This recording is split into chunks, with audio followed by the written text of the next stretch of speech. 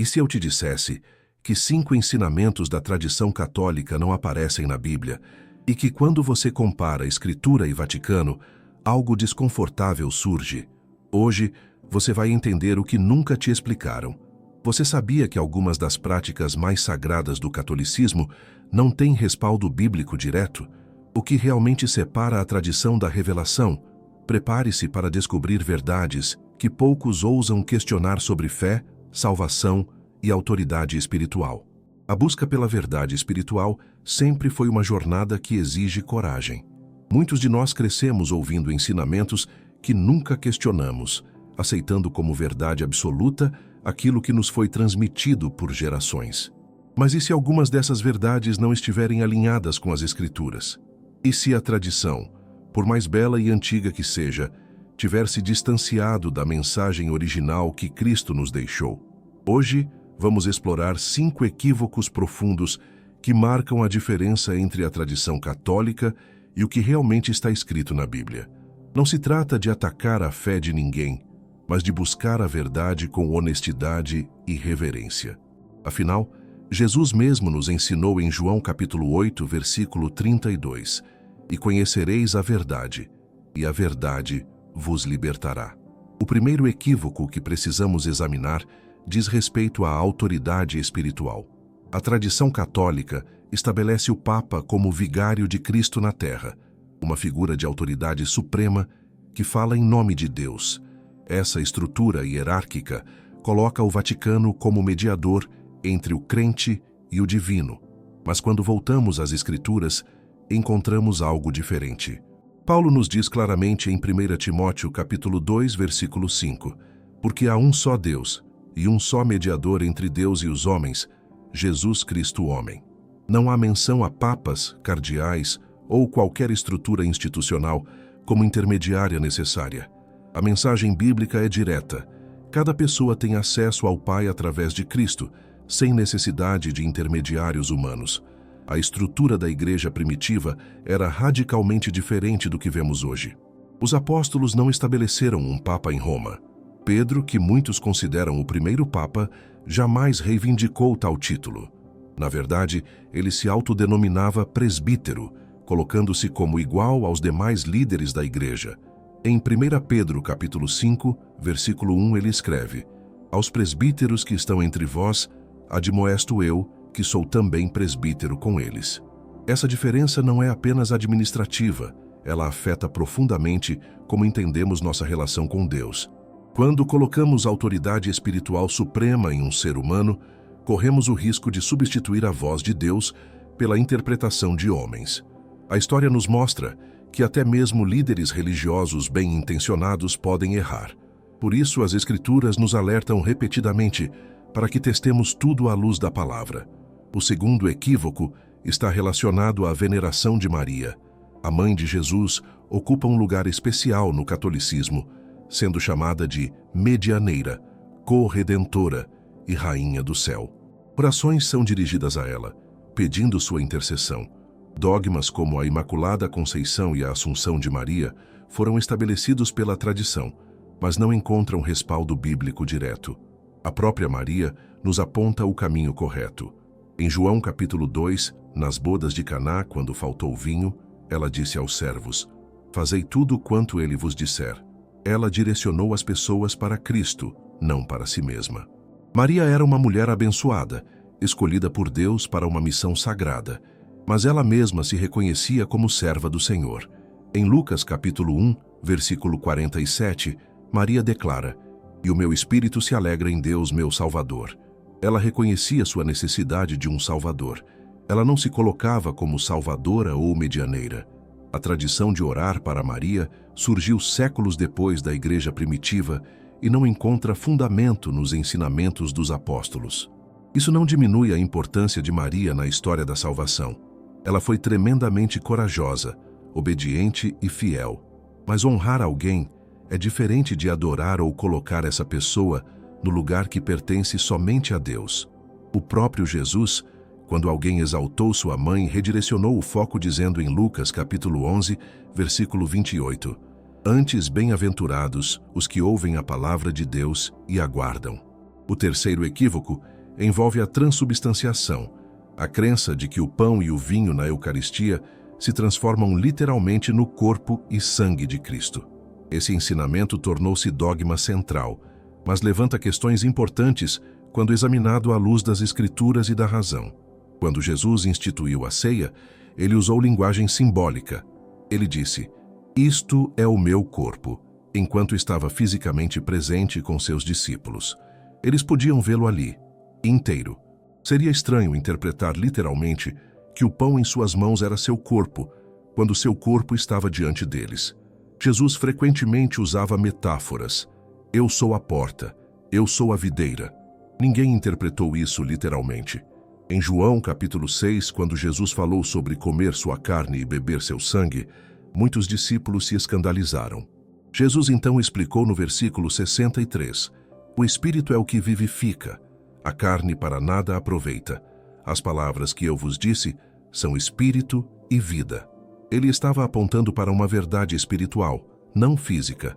A ceia do Senhor é profundamente significativa como memorial. Em 1 Coríntios capítulo 11, versículo 24, Paulo escreve: "Fazei isto em memória de mim." É um ato de lembrança, de comunhão, de renovação do pacto. Transformar isso em um ato mágico, onde elementos físicos mudam de substância, desvia o foco do verdadeiro significado espiritual. Além disso, a ideia de que Cristo é sacrificado repetidamente em cada missa contradiz Hebreus capítulo 10, versículo 10. Na qual vontade temos sido santificados pela oblação do corpo de Jesus Cristo, feita uma vez. O sacrifício de Cristo foi completo, perfeito e definitivo. Não precisa ser repetido. Se você está descobrindo verdades que nunca tinha considerado antes, inscreva-se no canal. Há muito mais para explorarmos juntos nessa jornada de busca pela verdade bíblica. O quarto equívoco que precisamos abordar diz respeito à salvação pelas obras e o papel das indulgências. A tradição católica ensina que a salvação vem pela fé mais as obras, e que indulgências podem reduzir o tempo no purgatório. Essa doutrina criou ao longo da história uma série de práticas que se distanciaram profundamente do Evangelho da Graça. A venda de indulgências no século XVI foi justamente o que levou Martinho Lutero a questionar a Igreja. Famílias empobrecidas pagavam enormes quantias acreditando que poderiam comprar a libertação de seus entes queridos do purgatório. Mas essa prática tinha algum fundamento bíblico? A resposta é não. Paulo deixa absolutamente claro em Efésios capítulo 2, versículos 8 e 9, "Porque pela graça sois salvos, por meio da fé, e isto não vem de vós, é dom de Deus. Não vem das obras, para que ninguém se glorie. A salvação é um presente imerecido de Deus. Não pode ser comprada, negociada ou conquistada através de esforços humanos. Isso não significa que as obras não tenham importância. Tiago nos ensina que a fé verdadeira produz obras como fruto natural. Mas há uma diferença crucial entre obras como evidência da salvação e obras como meio de alcançar a salvação. Uma pessoa salva pela graça naturalmente desejará viver de forma agradável a Deus, mas suas obras não são o preço da salvação. A própria ideia do purgatório, embora bem intencionada, não encontra respaldo nas Escrituras. Jesus disse ao ladrão na cruz, em Lucas capítulo 23, versículo 43, "Em verdade te digo que hoje estarás comigo no paraíso." Não houve menção a um período intermediário de purificação. O sangue de Cristo é suficiente para nos purificar completamente. Em 1 João capítulo 1, versículo 7, lemos: "Mas, se andarmos na luz, como Ele na luz está, temos comunhão uns com os outros, e o sangue de Jesus Cristo, seu Filho, nos purifica de todo o pecado." Todo pecado. Não há necessidade de purificação adicional após a morte. O sacrifício de Cristo foi completo e suficiente. Quando olhamos para a história da Igreja primitiva, não encontramos registros de indulgências ou purgatório nos primeiros séculos. Essas doutrinas foram se desenvolvendo gradualmente através da tradição, mas não estavam presentes nos ensinamentos originais dos apóstolos. Isso deveria nos fazer refletir sobre a autoridade que damos à tradição versus a autoridade das Escrituras. O quinto equívoco envolve o celibato obrigatório do clero. A tradição católica exige que padres e bispos permaneçam solteiros, apresentando isso como um estado superior de santidade. Mas o que as Escrituras realmente ensinam sobre isso? Pedro, considerado pela tradição católica como o primeiro papa, era casado. Sabemos disso porque os evangelhos mencionam a sogra de Pedro. Em Mateus capítulo 8, versículo 14, lemos: "E Jesus, entrando em casa de Pedro, viu a sogra deste acamada e com febre." Se Pedro tinha sogra, obviamente era casado. E isso não o impediu de ser um dos principais líderes da igreja primitiva. Paulo, escrevendo a Timóteo sobre as qualificações dos líderes da igreja, diz em 1 Timóteo capítulo 3, versículo 2: "Convém, pois, que o bispo seja irrepreensível, marido de uma mulher, vigilante, sóbrio, honesto, hospitaleiro, apto para ensinar." A menção de ser marido de uma mulher mostra que o casamento não era visto como impedimento para a liderança espiritual. Na verdade, Paulo adverte especificamente contra a proibição do casamento.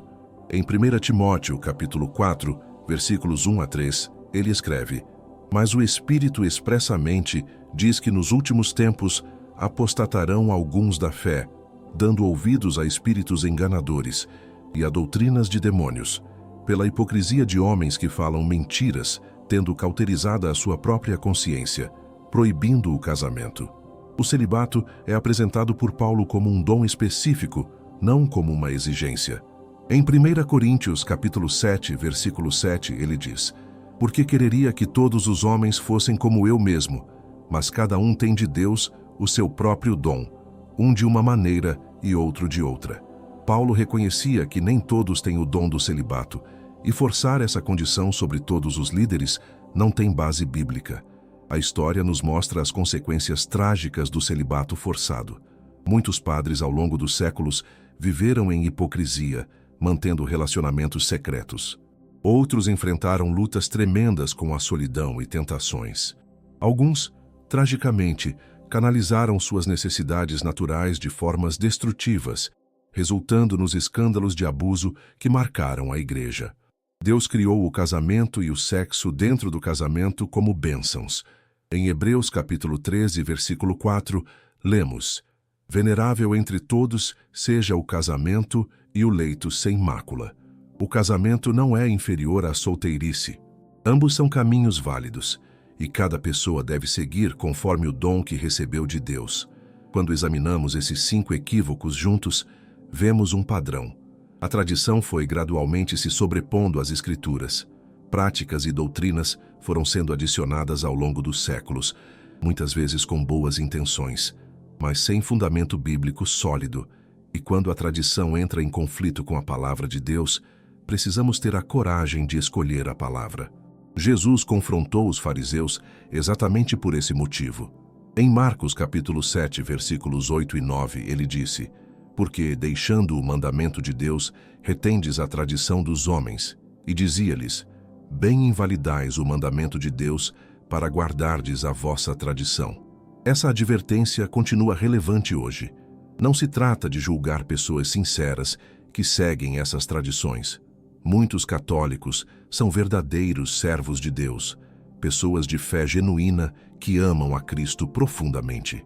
A questão não é sobre a sinceridade das pessoas, mas sobre a autoridade que damos às tradições humanas versus a autoridade das Escrituras. Cada geração precisa fazer essa escolha. Vamos seguir o que sempre foi ensinado simplesmente porque é tradição, ou vamos ter a coragem de examinar tudo à luz da palavra de Deus? Os bereanos foram elogiados justamente por isso. Em Atos capítulo 17, versículo 11, lemos que eles examinavam cada dia nas Escrituras se estas coisas eram assim. A jornada de buscar a verdade nem sempre é confortável. Questionar o que sempre acreditamos pode gerar ansiedade, dúvida e até resistência interna. Mas a verdade não teme o questionamento. Pelo contrário, ela se fortalece quando é examinada com honestidade e reverência. E é justamente isso que estamos fazendo aqui, honrando a Deus ao buscar entender o que Ele realmente revelou em Sua palavra. Quando olhamos para a história da igreja cristã, vemos que esses equívocos não surgiram da noite para o dia. Foram séculos de desenvolvimento gradual, de pequenas adições e interpretações que, com o tempo, se distanciaram cada vez mais da simplicidade do Evangelho. Compreender como isso aconteceu nos ajuda a entender por que essas diferenças existem hoje. Nos primeiros 3 séculos após Cristo, a Igreja era perseguida e marginalizada. Os cristãos se reuniam em casas, catacumbas, lugares secretos. Não havia estruturas hierárquicas complexas ou ritos elaborados. A fé era vivida de forma simples, focada no relacionamento pessoal com Cristo e na comunhão entre irmãos. As Escrituras eram a autoridade máxima. Tudo começou a mudar quando o imperador Constantino legalizou o cristianismo no início do século IV. Pela primeira vez, a Igreja ganhou poder político e social. Templos magníficos foram construídos. Rituais elaborados foram desenvolvidos. A Igreja se tornou institucionalizada. E com isso, veio também a necessidade de estruturas de poder e controle. Ao longo dos séculos medievais, a distância entre o clero e o povo comum foi aumentando. A Bíblia era mantida em latim, uma língua que o povo não entendia. As missas eram celebradas em latim. O conhecimento das Escrituras ficou restrito a uma elite religiosa. O povo dependia totalmente dos padres para sua compreensão espiritual. Essa separação criou terreno fértil para o surgimento de doutrinas que não tinham base bíblica. Como o povo comum não tinha acesso direto às Escrituras, não podia verificar se o que estava sendo ensinado era verdadeiro. A tradição se tornou tão importante quanto, ou até mais importante que, a própria palavra de Deus. As indulgências são um exemplo perfeito disso. A doutrina do purgatório foi se desenvolvendo gradualmente entre os séculos 6 e 12. Uma vez estabelecida essa crença, surgiu naturalmente a pergunta: o que pode ser feito para reduzir o tempo no purgatório? E assim, nasceu a prática das indulgências, que eventualmente se tornou um sistema de comércio espiritual. Famílias camponesas vendiam suas terras, seus animais, tudo o que tinham, para comprar indulgências. Acreditavam sinceramente que estavam salvando seus entes queridos de séculos de sofrimento. O Papa Leão X chegou a oferecer indulgências para financiar a construção da Basílica de São Pedro. Foi essa prática que levou Lutero a escrever suas 95 teses. A adoração a Maria também se desenvolveu gradualmente. Nos primeiros séculos, Maria era honrada como a mãe de Jesus, mas não era objeto de adoração ou oração. Foi no Concílio de Éfeso, no ano 431, que ela foi oficialmente declarada Mãe de Deus. Um título que, embora tecnicamente correto em termos cristológicos, abriu caminho para elevá-la cada vez mais. Com o passar dos séculos, títulos e atribuições foram sendo adicionados: Rainha do Céu, Medianeira, Corredentora. Cada geração adicionava um pouco mais, até que Maria se tornou, na prática devocional de muitos católicos, quase uma divindade paralela. Isso nunca foi a intenção dos primeiros cristãos, e definitivamente não é o que as Escrituras ensinam. A transubstanciação como doutrina oficial só foi definida no Quarto Concílio de Latrão, em 1215. Antes disso, havia diferentes entendimentos sobre a natureza da Eucaristia, mas uma vez estabelecida como dogma, questioná-la se tornou heresia punível com a morte. A própria natureza da ceia do Senhor foi transformada de um memorial simples e profundo em um ato que se alegava ser literalmente o sacrifício repetido de Cristo. O celibato clerical obrigatório também foi um desenvolvimento tardio. Nos primeiros séculos, muitos bispos e presbíteros eram casados. Foi apenas no Segundo Concílio de Latrão, em 1139, que o celibato foi tornado obrigatório para todo o clero. As razões foram mais práticas e políticas do que espirituais. A Igreja não queria que propriedades fossem herdadas por filhos de padres. Compreender essa história é essencial, porque mostra que essas doutrinas não são parte do cristianismo original. Elas foram adições posteriores, desenvolvidas quando a Igreja já estava distante da simplicidade e pureza dos ensinamentos apostólicos. E é por isso que os reformadores do século XVI clamaram por voltar às Escrituras como única autoridade. Martinho Lutero não começou querendo criar uma divisão na Igreja. Ele simplesmente queria que a igreja voltasse aos ensinamentos bíblicos. Quando pregou suas 95 teses na porta da igreja em Wittenberg, estava seguindo uma prática acadêmica comum de propor debates. Mas suas questões tocaram em feridas profundas e expuseram contradições que não podiam mais ser ignoradas. A resposta da igreja institucional foi exigir que Lutero se retratasse. Na Dieta de Worms, em 1521, ele foi pressionado a negar o que havia escrito. Sua resposta se tornou um dos momentos mais importantes da história cristã.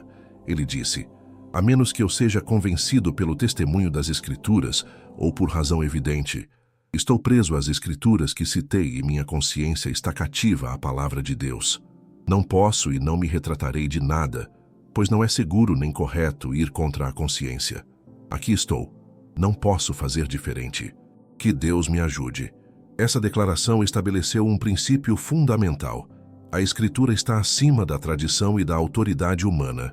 Quando há conflito entre o que a Bíblia ensina e o que a tradição diz, devemos seguir a Bíblia. Esse princípio, chamado de sola scriptura, apenas a Escritura, foi um dos pilares da Reforma. Os outros pilares da Reforma também surgiram desse retorno às Escrituras. Sola fide. Somos salvos somente pela fé, não por obras. Sola gratia. A salvação é somente pela graça de Deus, não por mérito humano. Solus Christus. Cristo é o único mediador entre Deus e os homens. Soli Deo Gloria. Toda a glória pertence somente a Deus, não a santos ou instituições humanas. Esses princípios não eram novidades inventadas pelos reformadores. Eram um retorno ao cristianismo original, ao que os apóstolos ensinaram e ao que está claramente registrado nas Escrituras. A Reforma foi, em essência, um movimento de restauração, não de inovação. Foi um esforço para limpar séculos de tradições humanas e retornar à pureza do Evangelho. Hoje, 500 anos depois da Reforma, ainda enfrentamos a mesma tensão. Tradição versus Escritura. Autoridade humana versus revelação divina. Rituais elaborados versus fé simples e genuína. E cada um de nós precisa decidir onde vamos fundamentar nossa fé e nossa compreensão de quem Deus é e do que Ele espera de nós. A pergunta que naturalmente surge é: como devemos então nos posicionar diante dessas diferenças?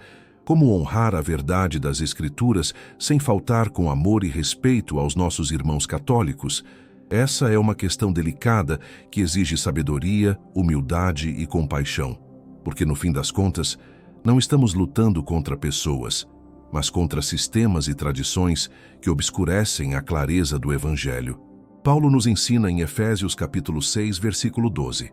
Porque não temos que lutar contra a carne e o sangue, mas sim contra os principados, contra as potestades, contra os príncipes das trevas deste século, contra as hostes espirituais da maldade nos lugares celestiais. Nossa batalha não é contra católicos sinceros que amam a Deus. Nossa batalha é pela verdade e contra qualquer sistema que se coloca entre a alma humana e o acesso direto a Deus através de Cristo.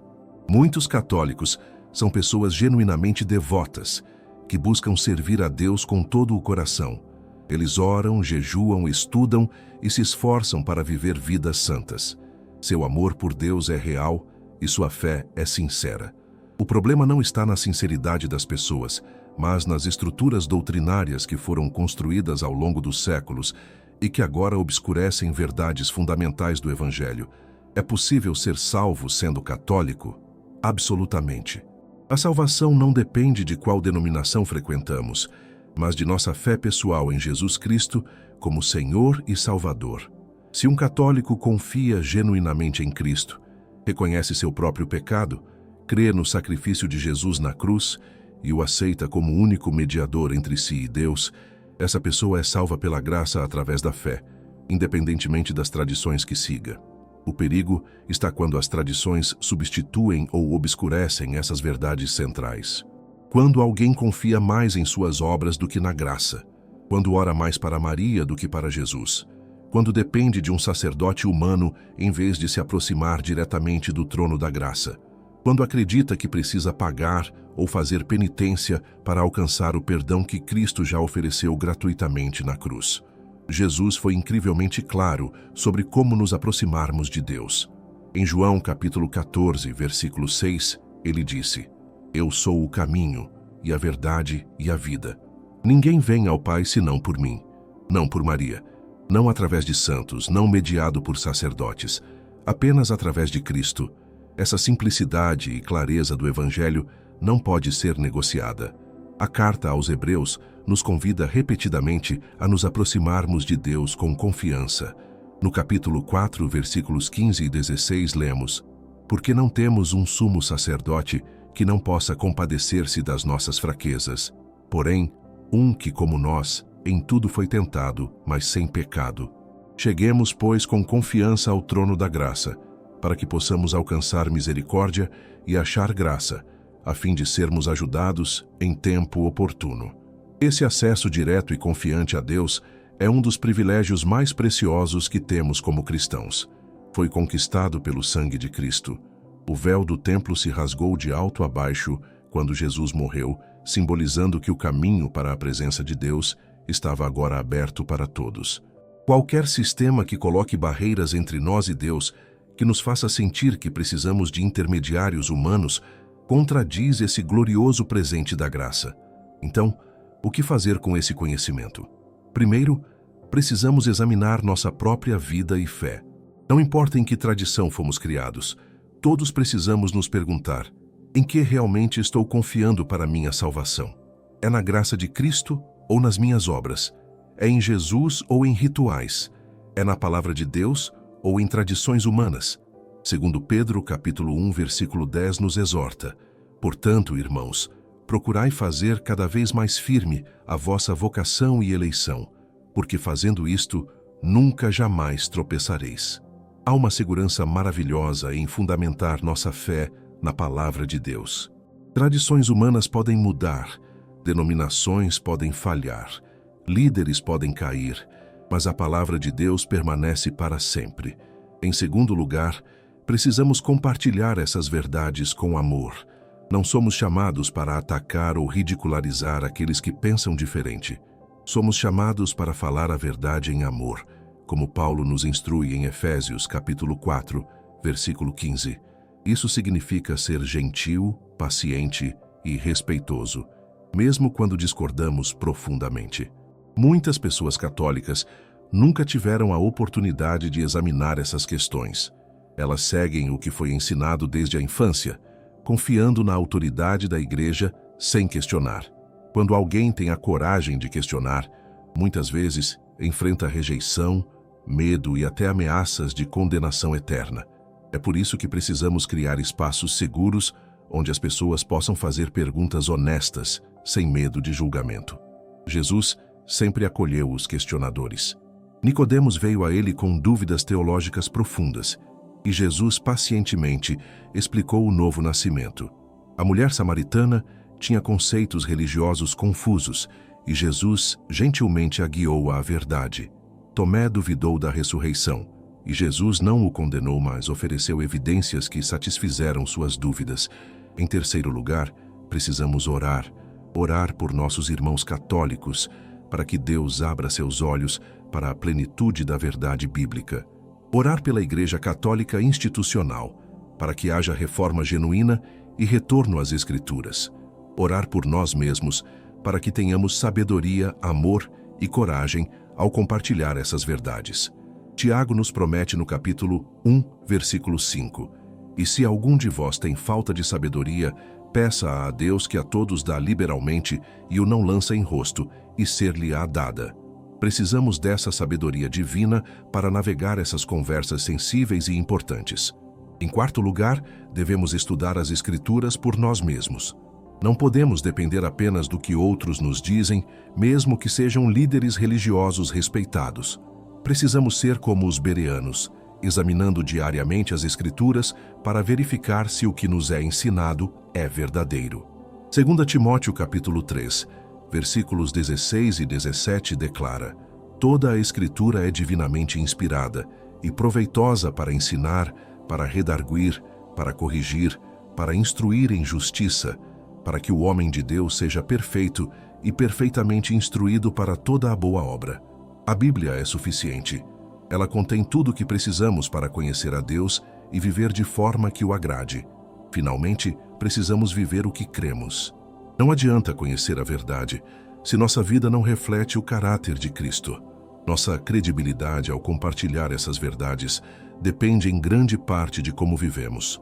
Se professamos salvação pela graça, mas vivemos de forma graciosa, se criticamos rituais vazios, mas nossa própria adoração é superficial, se defendemos o acesso direto a Deus, mas raramente oramos.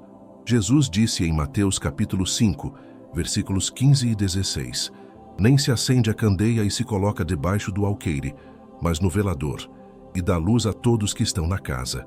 Assim resplandeça a vossa luz diante dos homens, para que vejam as vossas boas obras e glorifiquem a vosso Pai, que está nos céus. Nossa vida deve ser um testemunho vivo da transformação que Cristo opera em nós. Chegamos ao final desta jornada de descoberta e reflexão. Exploramos 5 equívocos significativos que marcam a diferença entre a tradição católica e os ensinamentos bíblicos, a autoridade papal, a veneração de Maria, a transubstanciação, a salvação pelas obras e o celibato obrigatório. Cada um desses pontos nos mostrou como a tradição, ao longo dos séculos, se distanciou da simplicidade e clareza do Evangelho original. Mas mais importante do que identificar erros é buscar a verdade. E a verdade está disponível para todos nós nas páginas das Sagradas Escrituras. Jesus prometeu que a verdade nos libertaria, e essa promessa permanece válida hoje. Que possamos ter coragem para examinar nossas crenças, humildade para reconhecer quando tradições humanas obscureceram verdades divinas e amor para compartilhar essas descobertas com respeito e compaixão. Agradeço profundamente por você ter dedicado seu tempo para assistir a este vídeo até o final. Sua busca pela verdade é admirável e honra a Deus. Se este conteúdo tocou seu coração e despertou reflexões importantes, peço que se inscreva no canal, ative o sininho de notificações para não perder os próximos vídeos, deixe seu like e compartilhe nos comentários suas próprias experiências e pensamentos sobre este tema. Continue sua jornada de descoberta espiritual assistindo aos próximos vídeos que aparecerão na sua tela. Há muito mais para explorarmos juntos sobre os mistérios da fé cristã. Que Deus abençoe ricamente sua vida e ilumine seu caminho com sua verdade. Até o próximo vídeo.